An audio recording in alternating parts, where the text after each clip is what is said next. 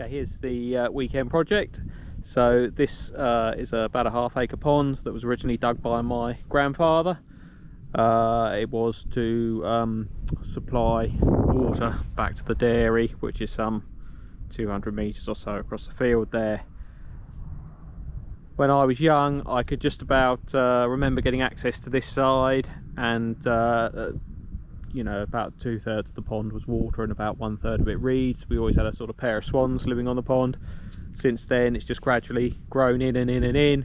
And for the last few years, I've wanted to get in here and clean it out. With the dry summer, we had the opportunity this year. So at the end of harvest, we came in and cleared this bank that was about, I don't know, 6 or 7 foot of just brambles and scrub. You couldn't even walk through here. And then we dug a slope down into the pond and just started digging. We didn't think there was any water in there at all, to be perfectly honest with you, but there was so much water under all the reeds that by the time we finished, we were swimming around in a good 2 foot of water, and it was a bit of a job keeping it out the digger door. It's obviously been quite cloudy since, just beginning to clear up a little bit, and the levels come up, I guess, about another 18 inches. But I'll show you the mechanics in a moment of the filler pond and what we've got to do next. So that side's what we cleared in the late summer, and we dug a slope down here. I filled it up with rubbish now, but slope down into the pond, which we've decided to leave for now. This side was you know, completely impassable again this morning, so been in here with the digger and grab, slowly worked my way around, made quite a lot of material, so there's going to be another fire to add to all the others. But I don't think anyone's walked over this dam in probably 15 or 20 years. It's completely overgrown. Yeah, now we can sort of try and work out what we got to do. So as you can see, this pipe here, this is the filler pipe for the pond. There is a spring about 300 metres up the valley, and this filler pond was dug into the stream, dammed up with a concrete dam at that end, which we'll look at in a second. The idea being that it flows over the top of the concrete dam, and if you can just make it out, there is the old pipe that would be at the same height as the top of the dam, that would then fill the pond to supply water to the dairy. I've never seen this work. My father doesn't think that he's ever seen this pond properly full, and this pond properly full. The reason being that it leaks around the concrete dam. Down one side in particular, but I suspect down both, looking at the way it's eroded around the sides over the years.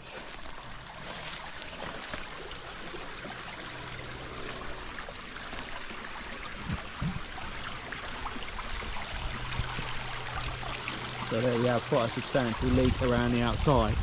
Difficulty being that I don't own or control the other side of the bank, so I think we've got to try and come up with some sort of repair next summer, where we can sort of empty the pond out, dig a sump, probably pump the flow of the stream round, and do some sort of repair here, perhaps some gabion baskets and some concrete sandbags, and shore up the sides, and hopefully get the water back up to this level and flowing through here again.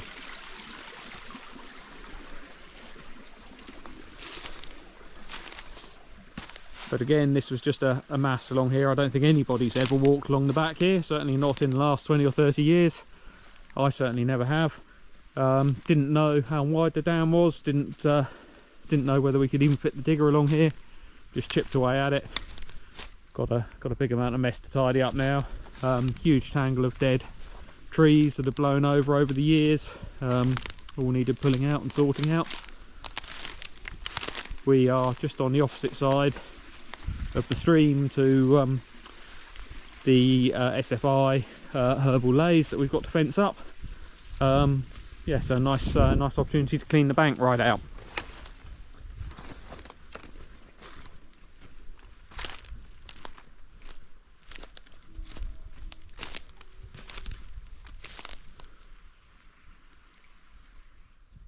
find some drone footage that we took at the time of digging the pond out, but we left quite a big area of silt in this corner,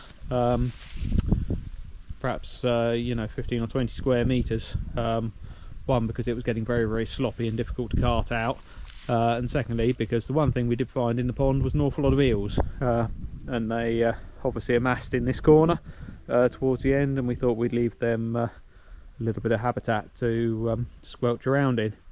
It's amazing how actually that has covered over, and you can't see it anymore. So I guess some of it slid out in the pond a bit, and some of it is the water level, which, as I say, I think is about 18 inches higher than when we were in here digging it out. But yeah, hopefully there's still some life in here. Yeah, I've been told that eels are not the greatest thing to have in a pond, but that's all we got at the moment, so we'll go with that. Hopefully come out here with the kids tomorrow, and put a barley feeder out and see if we can encourage a few ducks. Yeah, nice to see something on the pond again. Had no idea whether I could get around here with the digger. As it happens, did manage to just about squeeze through. Also managed to clean up some of the fence line and things. Got this big leaning dead tree we'll have to do something with. Has already fallen a few big limbs on the fence on the other side, so I think while we're fencing we might pull out that bit of fencing, drop this tree, and yeah, put up a new section.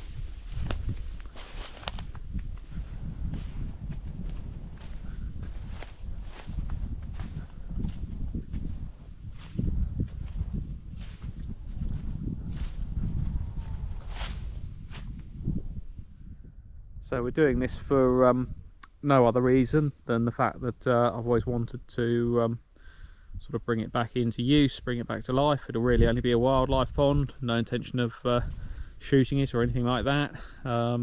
We now have the equipment to be able to do this sort of job, so it's been on my list for a little while, and the first time I can remember finishing harvest so early and it being so dry and the water levels being so low, so shame not to take the opportunity, so we did. Now we hope to just keep it maintained, keep it nice, put a feeder out for some birds and some ducks, and see what happens, see what comes. Might even fence along the top of the dam and stick a few animals out here to keep it tidy.